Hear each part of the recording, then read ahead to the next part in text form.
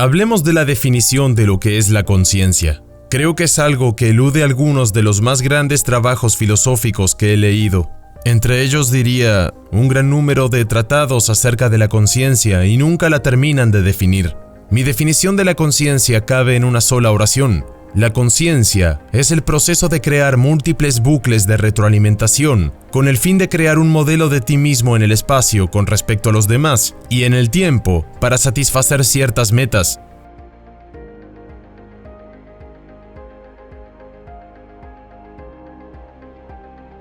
Los cocodrilos, por ejemplo, estarían en el nivel 1. En el primer nivel, ellos entienden su posición en el espacio respecto a la presa. Por ejemplo, la parte trasera de nuestro cerebro es la más antigua y se le conoce como cerebro reptiliano. Es la parte trasera del cerebro, la médula, el cerebelo. El equilibrio, por ejemplo. Si en un accidente automovilístico sufres una lesión en ese lugar, tu sentido de equilibrio se pierde, es decir, tu sentido de territorialidad o hambre. Luego viene la parte central del cerebro, que se desarrolla durante la adolescencia. Se le conoce como el cerebro del mono, el cerebro de las jerarquías sociales. Es ahí donde los niños deben aprender a ser corteses, donde deben aprender sobre etiqueta en una sociedad jerarquizada y aprender a controlar sus emociones. Luego, la última parte del cerebro que debemos desarrollar es la parte frontal, la corteza prefrontal. Se le conoce como el cerebro pensante, y es lo que nos separa de los animales. Los animales tienen un nivel de conciencia en el que entienden su posición en el espacio. Los monos están en un nivel 2. Ellos logran comprender sus relaciones con otros monos, pero solo los humanos tienen un nivel 3 de conciencia. Se le conoce como el entendimiento del mañana, el futuro.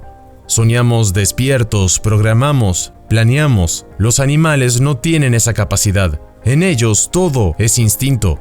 Y luego los científicos dicen que la escala es muy bonita, pero ¿cuál es la unidad para medirla? ¿Cuál es la unidad de conciencia? Mi única unidad de conciencia sería un sensor, un único bucle de retroalimentación que permite medir la temperatura de una habitación, porque funcionará de acuerdo a la posición en que esté ubicado un termostato, en el lugar en el que se medirá la temperatura. Una flor puede tener más o menos 10 sensores, porque tiene que monitorear la temperatura, la humedad, agua, intensidad de luz solar y así sucesivamente. Y luego, cuando observas a un reptil, quizás puedas notar los cientos de diferentes bucles de retroalimentación. Y luego llegamos a los roedores, quizás sean miles de bucles de retroalimentación y así. Nosotros como humanos somos los únicos con la capacidad para pensar en el mañana. Si tienes una mascota, sea un perro o un gato, le puedes enseñar algunos trucos. Sin embargo, jamás podrás enseñarle el entendimiento sobre el mañana. Entonces, si tuvieras una escala numérica, ¿en qué número ubicarías la conciencia humana? ¿De qué manera obtienes ese número? Porque si hablamos de medir la conciencia y consideramos los innumerables roles existentes en la naturaleza, muchos dirían que en realidad la conciencia es algo que no se puede medir, ni siquiera puedes identificarla. Otros dirán que la estructura cerebral está posiblemente asociada a esto. Entonces, ¿qué podría decirse al respecto? Yo en realidad creo que podemos subir de nivel en la escala y medir la conciencia de cualquier cosa, incluso de los robots, incluso inteligencia extraterrestre, o de animales como perros o gatos. Todo depende del número de bucles de retroalimentación. Por ejemplo, un termostato tendría una unidad y una flor tendría 10 unidades. Piensa en un cocodrilo, tendría múltiples bucles de retroalimentación, porque éste tiene entendimiento de su posición en el espacio y la posición de su presa, es decir, entiende el comportamiento de su presa. Y cuando llegamos a los monos, el número de bucles de retroalimentación es incluso mucho más grande. Los monos comprenden las emociones, entienden el lenguaje corporal, entienden su posición en una jerarquía. En las coaliciones, sabes quién es amigo y quién es enemigo. Cosas mucho más complejas ocurren con los monos. Y por último, llegamos al ser humano. El número de bucles de retroalimentación necesarios para pensar sobre el futuro es enorme. Quizás te preguntes sobre la forma en que esto se puede medir en una posible escala relativa, es decir, el ser humano con relación a un mono con relación a un cocodrilo con relación a una flor. También te preguntarías si no existe una forma absoluta de medirlo, ya que de eso se trata la ciencia, encontrar un número matemáticamente exacto. En otras palabras, podríamos hacer una prueba a un ser humano para clasificar su nivel de conciencia. Y no se trata de una prueba de coeficiente intelectual. Eso es lo primero que imaginas cuando hablo de una prueba. Pero cuando observas a la gente con alto coeficiente intelectual por 20 o 30 años, puedes encontrar mucha gente, digamos, marginal, pequeños delincuentes, personas al margen de la sociedad. Entonces, las pruebas de coeficiente intelectual no están fuertemente correlacionadas con el éxito en la vida. Sin embargo, cuando observas a un ladrón de bancos te das cuenta que, aunque pueda tener un coeficiente intelectual bajo, ya sea porque reprobó la escuela en su juventud, esta persona puede pensar y entender el futuro sobre el robo de un banco, y de mejor manera que un policía. Puede burlar a la policía porque puede imaginar escenarios más realistas que la policía. Entonces, esto es lo que opino de las pruebas de coeficiente intelectual. Esta clase de pruebas ponen a las personas en ambientes extraños y los hacen calcular escenarios realistas. Ahora, la Fuerza Aérea entendió esto hace mucho tiempo. Empezó a realizar estas pruebas de IQ y se dieron cuenta que no eran muy útiles para entender cuán buenos pueden ser los pilotos en la guerra. Entonces fue cuando realizaron otra prueba. Digamos que estás varado detrás de las líneas enemigas en medio de una guerra. ¿Cuántos planes de escape puede usted calcular para salir de esa situación? Y encontraron que personas con pobres resultados en la prueba de IQ obtuvieron excelentes resultados en esta otra prueba, es decir, que tenían mejor capacidad para pensar o planear a futuro. Y también se dieron cuenta que las personas con IQ alto no tenían esa capacidad de planear a futuro. No pensaron muchos planes de escape según la pregunta del test. Y eso es lo que les digo. El número de escenarios realistas que puedes calcular para cualquier situación, ya sea que estés varado en una isla o detrás de las líneas enemigas en una guerra o robando un banco, todo eso se correlaciona de mejor manera con nuestro nivel de conciencia que una prueba de IQ. Y otra vez, todo esto puede medirse. Podríamos ponerlo en una escala e incluir a los robots. Si mi escala es cierta, entonces incluso los robots podrían ser clasificados por nivel de conciencia. Diría que los robots están en nivel 1, ya que entienden su posición en el espacio, tienen la inteligencia de una cucaracha.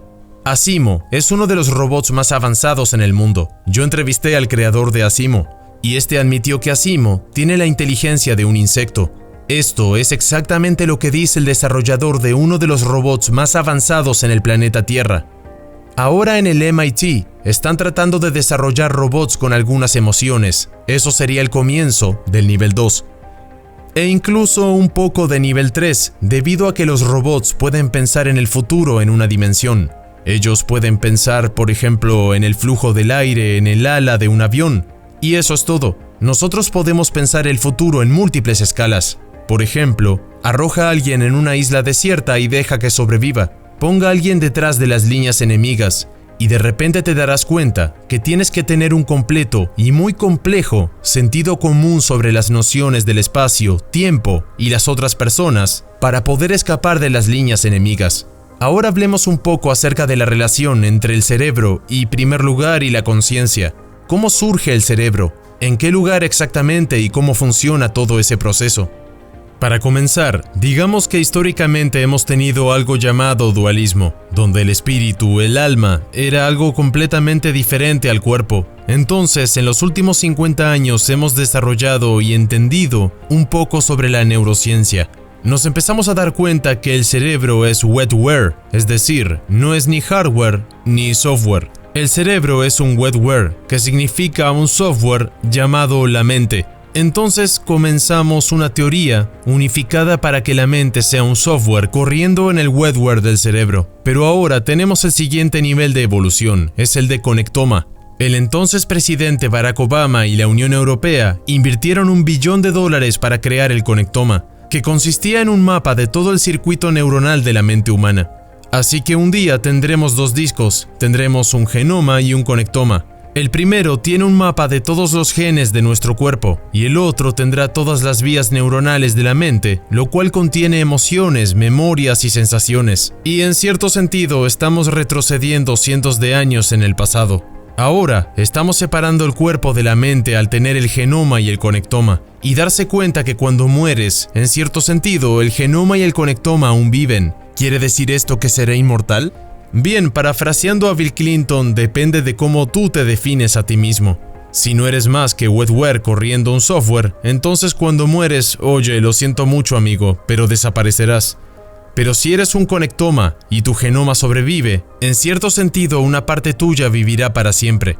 Bien, ahora hablemos un poco de la teoría de la conciencia cuántica de Roger Penrose. Los informes de Penrose, un muy conocido y establecido físico en la Universidad de Oxford, creo que él está trabajando en algo, pero tal vez haya menos que ver a simple vista. En primer lugar, la pregunta es, ¿una computadora es determinista? Digamos, una vez que presionas un botón, ¿obtienes perfectamente un resultado?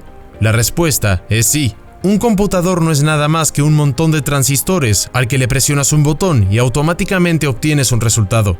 Pero entonces la pregunta pasa a ser, ¿es el cerebro humano determinista? ¿Estamos programados o tenemos libre albedrío? Entonces llegamos a los dilemas filosóficos y religiosos. ¿Eres responsable si eres un asesino en masa?